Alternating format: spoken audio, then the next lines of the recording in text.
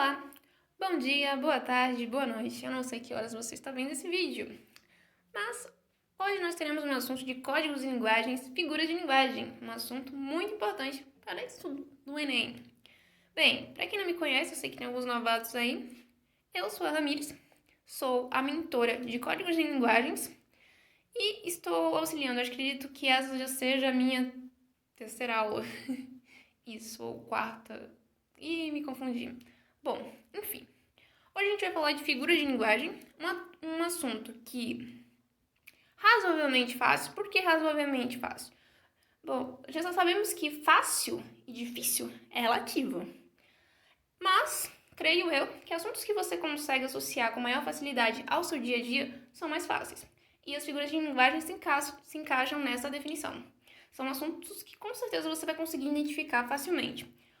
A única dificuldade nas figuras de linguagem são o fato de ter nomes um pouco complicados, nós vamos ter alguns nomes difíceis de decorar realmente, porém, geralmente, somente a definição associada ao nome já ajuda.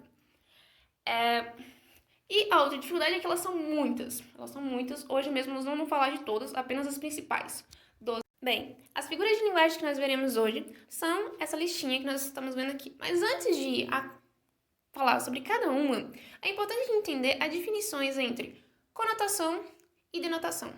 O que são isso? Por que você está falando isso, Ramires? Vou explicar. Simples. Denotação refere-se às palavras e frases, na verdade, frases que são denotativas, de sentido denotativo. Elas são literalmente aquilo que elas aparentam ser. Então, se eu digo, eu estou correndo na praça, eu estou realmente correndo na praça. Agora, quando nós partimos para a conotação, as frases elas ganham um novo significado.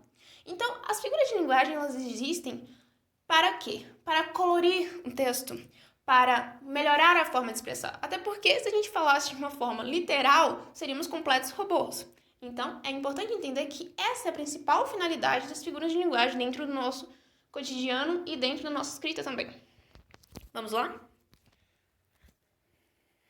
A primeira figura de linguagem que veremos hoje é a metáfora, muito conhecida, aliás.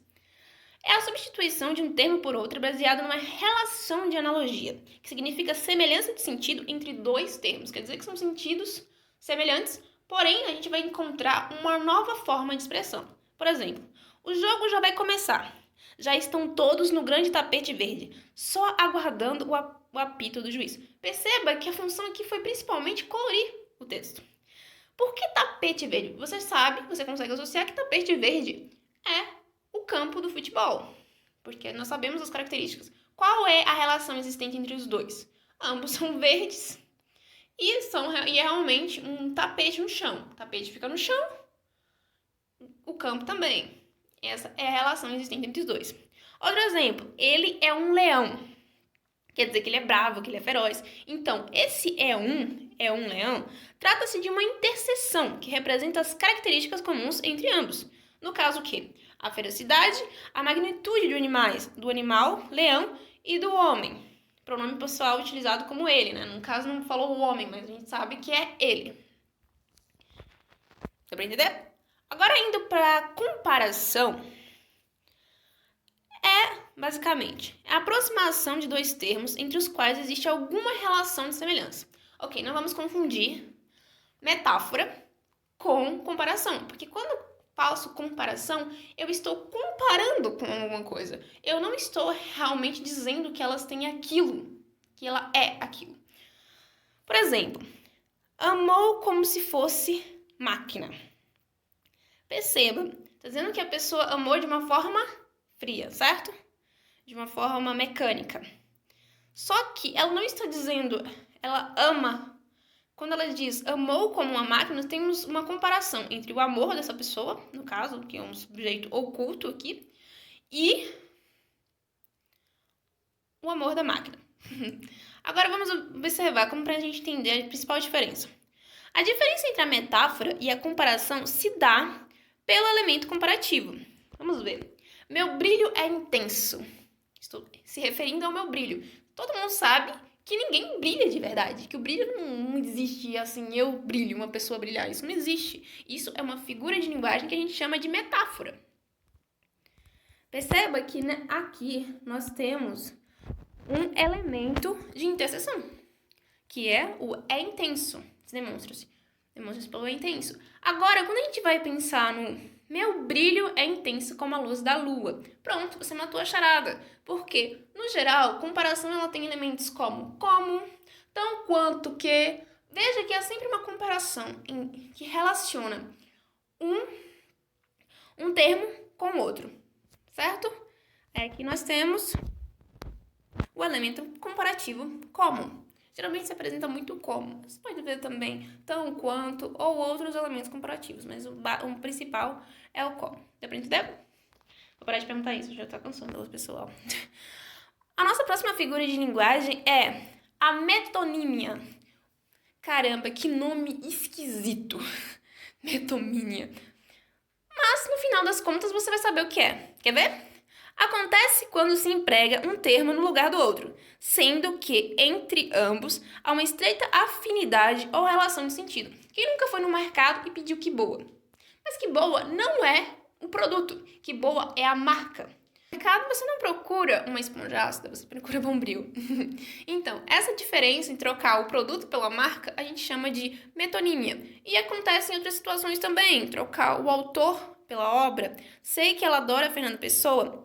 Substituição da marca pelo produto, já falei. Do autor pela obra também. Lugar pelo produto feito no lugar. Aqui nós temos um exemplo. Para comemorar, compramos um porto. Mas esse porto, que porto é esse? Esse porto que nós estamos falando é o vinho. O vinho que é comprado em Porto. É o nome do lugar. E também pode ocorrer a substituição da parte pelo todo. Que é quando você utiliza, pega uma determinada parte em relação ao todo. Tipo, de morar. Vamos dizer assim, muitas pessoas não têm um teto onde morar. Nessa frase, você percebe que eu estou querendo dizer que a pessoa não tem casa, mas eu me referi apenas ao teto. Agora que nós temos a sinestesia. Ocorre quando, numa anunciação, há uma mescla de diferentes sensações que são percebidas pelo órgão de sentido. Quais são os órgãos de sentidos? Tato, paladar, olfato e audição. E audição, qual é o último, gente? Gosto quando mamãe canta. Ela tem uma voz macia e doce. Aqui nós encontramos 3 sentidos. A voz, que é a audição. Macia, que você sente pelo tato. E doce, pelo paladar. Então, aqui nós temos uma relação entre a sensação de sentido na frase, exposta na frase. O eufemismo também é uma figura de linguagem muito conhecida. É a utilização de expressões mais leves para suavizar o impacto de enunciados tristes ou desagradáveis. Exemplo, vovó virou uma estrelinha. Filho, e agora está lá no céu. Então, isso foi uma forma delicada de dizer para a criança que a vovó dela já faleceu, morreu. Usei outro eufemismo, falecer. Porque não é legal chegar e dizer, fulano morreu. Então, o eufemismo serve para isso. E muitas músicas também usam eufemismo. O jeito é dar uma fugidinha com você. O jeito é saber o que vai acontecer. Todo mundo sabe que essa fugidinha não é bem uma fugidinha. Então, vamos lá. Personificação. O que seria a tal da personificação? Também conhecida como prosopopeia. Se liga aí, prosopopeia. Acontece quando se atribui a seres inanimados qualidades ou sentimentos próprios de seres humanos. É quando o ser inanimado, que não tem vida, recebe sentimentos ou até mesmo qualidades, adjetivos, né, então, de próprios seres humanos. No caso, no exemplo, o sol amanheceu triste e escondido hoje. Acho que vai esfriar. Então, nessa frase a gente percebe que como é que o sol amanheceu triste? O sol tem sentimento, por acaso? Não que eu saiba. Mas nessa frase ele estava querendo dizer que o sol estava meio sumido, né? Engraçado que você vai tentar explicar e usa mais figuras de linguagem para tentar explicar figuras de linguagem. Sílapse. Falando rápido. Que é tudo ou nada. Sílapse é uma figura de construção que ocorre quando se faz concordância com um termo oculto na oração, mas que é facilmente subentendido. A concordância é feita com a ideia que esse termo representa. Lembra que nós tivemos lá um sujeito oculto lá no início, em outra figura de linguagem? Então, aqui nós vamos encontrar. Dizem que os cariocas são somos poucos dados aos jardins públicos. Esse texto é de Machado de Assis, essa frase. Nós encontramos aqui, nesse dizes, um termo oculto, que é nós. No caso, dizem não, nós somos, lembrei. Nós encontramos aqui nessa frase o somos. Somos poucos dados aos jardins públicos. Então, entende-se que esse indivíduo é ele que recebe... Peraí, pô. Me enrolei todo aqui. Então, aqui nós temos um exemplo. Dizem que os cariocas somos poucos dados aos jardins públicos. Então, aqui a gente percebe que esse carioca é quem? Quem tá falando? Por quê? Porque utilizou o verbo somos. Primeira pessoa do plural. Só que, embora nós não temos o sujeito explícito na frase nós, sabemos que ele se trata de somos por quê? Porque ele está oculto. E quando o sujeito se torna assim oculto, ou ocorre também em outras situações, que na frase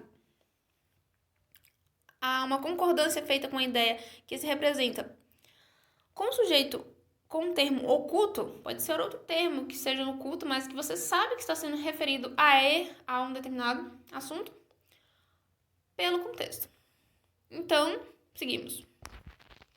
Pleonasmo é usado para intensificar o significado de um termo através de uma repetição dele próprio ou da ideia contida nele. Então, quando a gente fala de exemplo, vamos ter aqui um exemplo. Ó mar salgado, quanto do teu sal são as lágrimas de Portugal. Esse poema muito lindo do Fernando Pessoa. Então, perceba que houve uma ênfase. Ele quis enfatizar que o mar era muito salgado. Então ele repetiu. O mar é salgado, quanto teu sal das lágrimas de Portugal. Perceba que nós temos uma mescla aqui de figuras de linguagem, porque ele fez uma comparação. Percebe-se? Temos duas figuras de linguagem aqui. E o pleonasmo, porque houve a repetição de uma ideia. Então, no pleonasmo ocorre muito a redundância. No geral, para enfatizar alguma ideia.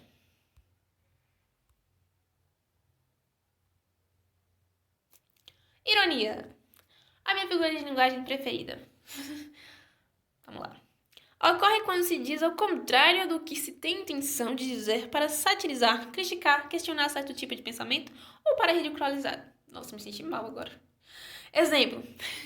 Aquele menino dela é um santo. Só derrubou minha coleção de discos de vinil 3 vezes.